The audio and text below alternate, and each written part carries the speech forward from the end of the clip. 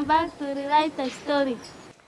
At a glance, it's a classroom like many that you see in different parts of the country. There's benches and chairs, there's desks. Students are hard at work reading and preparing for their KCPE examination. But look closer. There's not a single girl in this class, Class 8 in Hara Primary School, where we're learning more and more about how difficult it is to retain girls to pursue their education to the end. So many environmental factors are standing in the way of them being able to perform or attend school.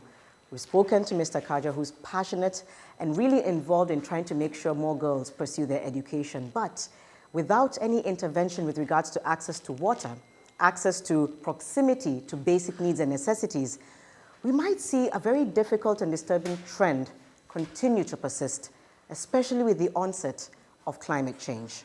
We'll continue to explore this conversation by speaking to two girls to tell us about how they hope they can change the cycle of girls remaining and completing school. Mimi nilizaliwa hapa kwanza. Nilizaliwa hapa nyanya. Sasa nilipokuwa kidogo kama nilikuwa na 2 years hivyo. Nyanyangu akamwambia nataka mtoto mdogo. Namtaka Fozia.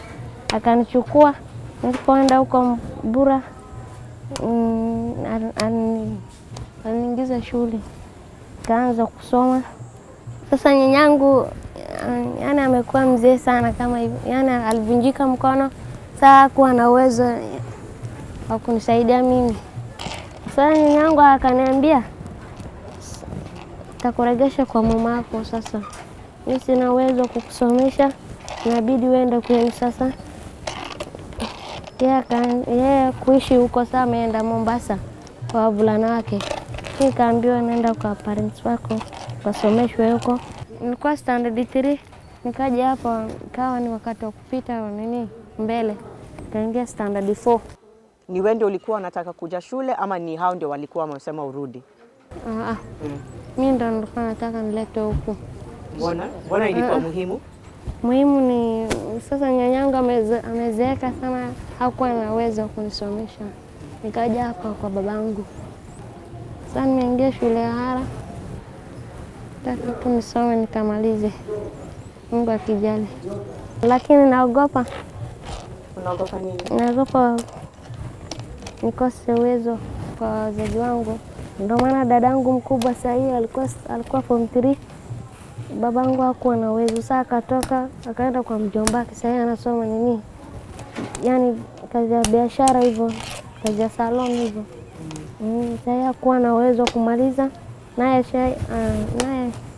alifika shule ya upili. Sasa hakuna kitu hakuna masomo yaliyobaki, ni kidogo tu machache hivyo. Ningemaliza na kupata kazi tusaidia sisi.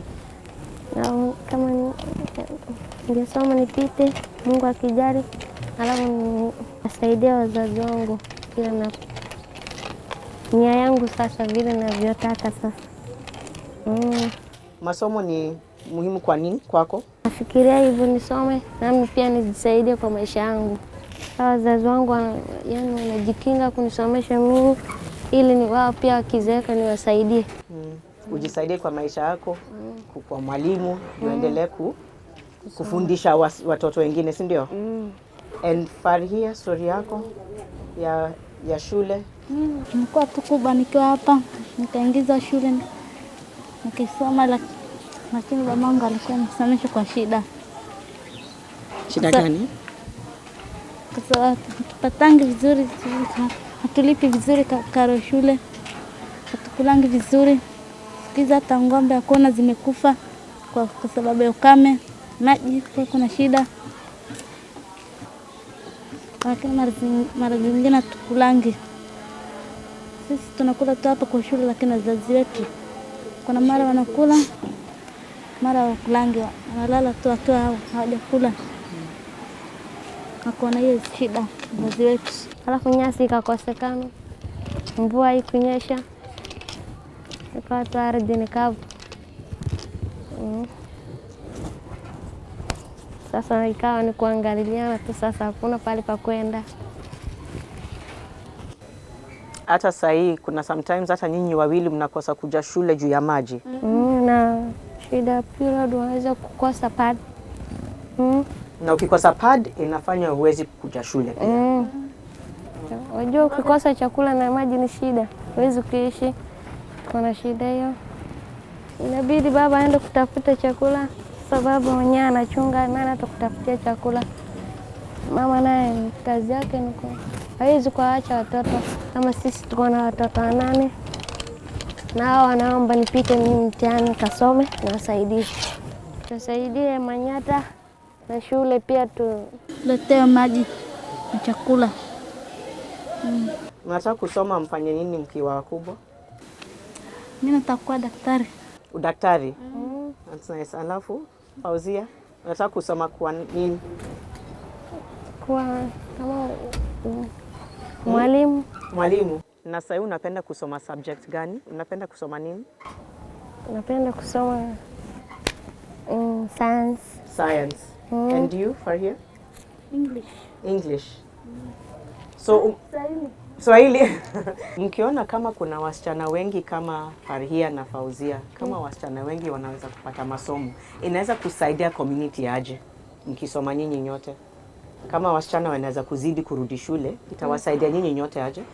Unajua wazazi akikosa uwezo wa kusomesha utapatia wavulana utaolewa.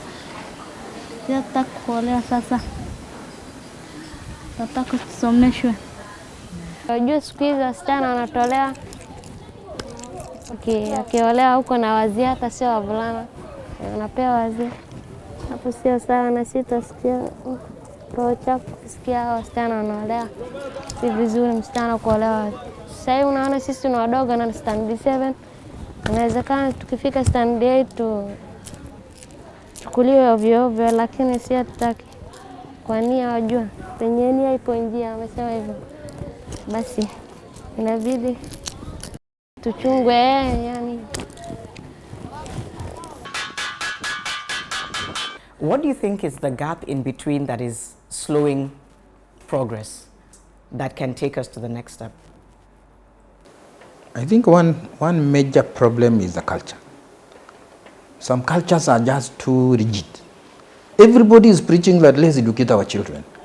And you still find some people not taking their children to school. They have to be forced. But how long can you be able to force? You will force him today, tomorrow, you are not with them, they are not in school. We need to empower the women by even employing them as chiefs, because women can easily change humanity. I personally believe in that.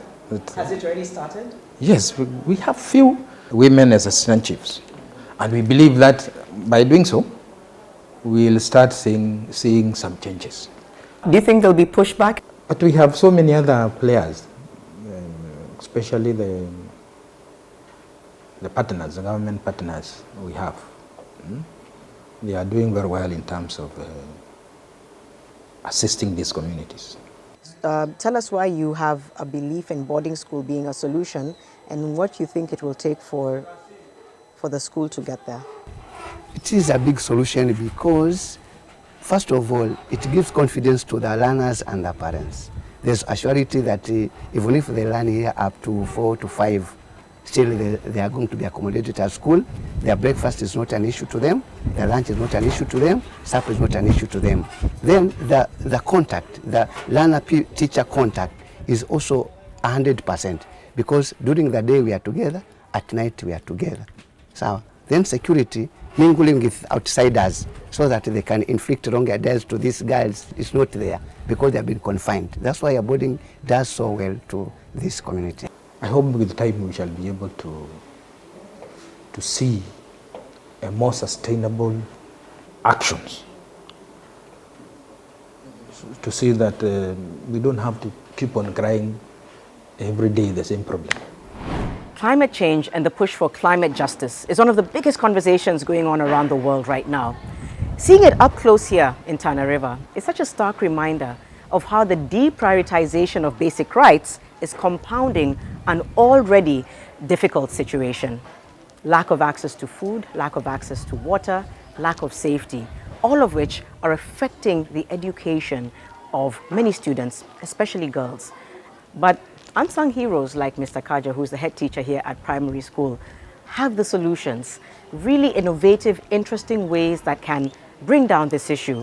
But he's frustrated, like many others, that he's not been heard. Which begs the question, how long before somebody hears and takes action? I'm Janet Mbugua, coming to you from Tana River County, right here at Hara Primary School, for Rewrite Her Story Season 2 on Citizen TV with Plan International and Inua Dada Foundation. We'll see you next time.